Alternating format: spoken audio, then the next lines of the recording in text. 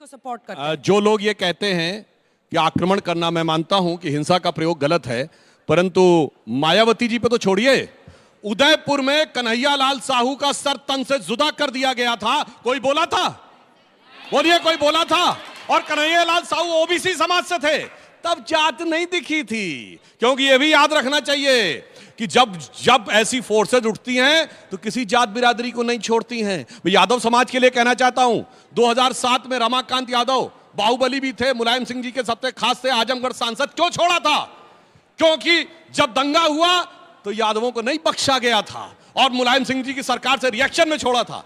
भागलपुर वो खड़े हैं, भागलपुर में 89 में यादव समाज के साथ क्या हुआ था। इसलिए है कि श्री रामचंद्र कह गए, सिया से ऐसा कलयुग आएगा, गोपालक श्री यदुवर कुल में ऐसा नेता आएगा कि बकरे कटने में खुशबू लगेगी और गोमाता में बदबू पाएगा।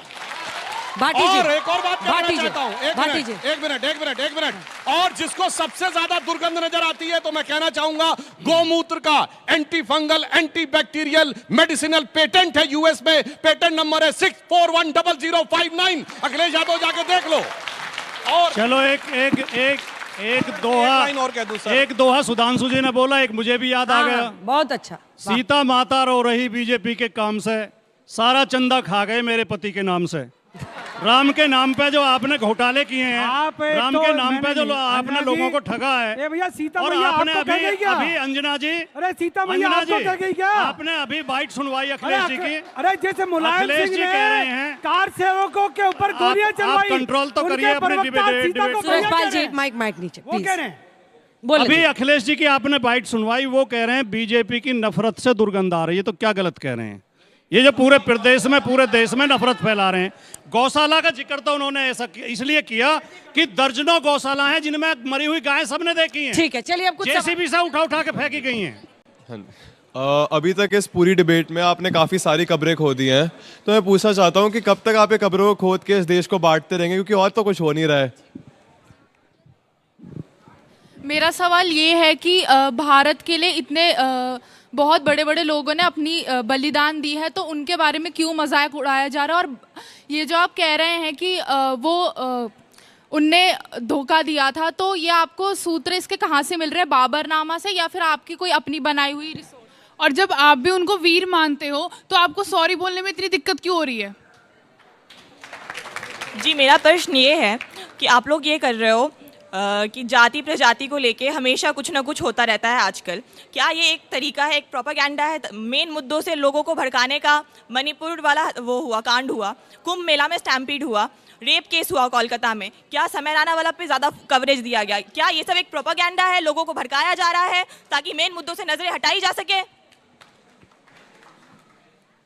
देखिए सर, जो बीजेपी या करणी सेना आपसे मांग कर रही है ना माफ़ी मांगने के, अगर आप देश के महान वीरों के बारे में इतना गलत बोलेंगे तो आपको तो आपके पद से भी निष्कासित करना चाहिए और संविधान के अनुसार आपको कड़ी से कड़ी सजा भी मिलनी चाहिए। क्यों नहीं सेंसरशिप लगाई जाती है इस बात के ऊपर संसद के अंदर कि कोई भी किसी भी वीर योद्धा के बारे में कुछ गलत ना बोल सके?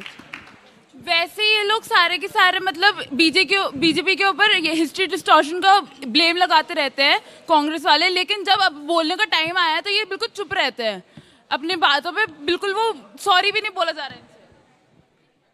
जो भी संसद का स्टेटमेंट था वो बहुत गलत था, I completely agree. But on one hand आप लोग को लगता है कि हम एक जो यूथ है, as a student we need to be educated, हम लोग को वीरों के बारे में पढ़ना चाहिए। ऑन दी अदर हैंड आप हमला करवाते हो, तो how far is it justifiable and कौन रिस्पॉन्सिबल? पुलिस पर जवाब लेंगे। मत छोड़िए, फिर मैं एक लाइट मोमेंट पे कहता हूं, भाई माफी मांगने में क्या गलती है, क्या प्रॉब्लम है? वो पुराना गाना था, मुझको राणा जी माफ करना, गलती मारे से हो गई। तो एक लाइन कहना चाहता हूं इन लोगों की तरफ से कि मेरी सारी बुद्धि और इज्जत मैं काले मार्क्स और मौलाना के कदमों में जाके सो गई, मुझको राणा जी माफ करना, गलती मारे से हो गई। देखिए, लेकिन आपको सूरजपाल मुझे इस बात का जवाब देना होगा। युवा पूछ रहे हैं, आप क्या एग्जाम्पल सेट कर रहे हैं? आप यहाँ भी कहते हैं कि उनको बुलवाएंगे, माफी करवाएंगे। सर, कचहरी जाना होगा, थाने जाना होगा, वही रास्ता है। लाठी लेकर आप नहीं निकल सकते, ना बच्चों को उकसा सकते हैं। आप तो यहाँ पर खड़े हैं, उनमें से कई हैं जो हिरासत में लिए गए। ये कोई तरीका थोड़ी होता है। हम लोकतंत्र में कानून व्यवस्था से जीते हैं, हमले से नहीं जीते हैं। ना हमले से आप किसी को झुका सकते हैं। 23 साल की उम्र में भगत सिंह जी को फांसी हो गई थी, सुखदेव को, राजगुरु को। मैं अखिलेश यादव को एक बात कहना चाहता हूँ रामजीलाल सुमन के लिए, और प्रवक्ता महोदय के माध्यम से और आज तक के माध्यम से कह रहा हूँ, सरफरोशी की तमन्ना अब हमारे दिल में है। देखना है रामजीलाल सुमन, ताकत तुझ में या हम में है। माफी तो मांगनी पड़ेगी, माफी तो मांगनी पड़ेगी, चाहे कुछ हो जाए। पूरे देश के अंदर चक्का जाम करने की ताकत हम भी रखते हैं।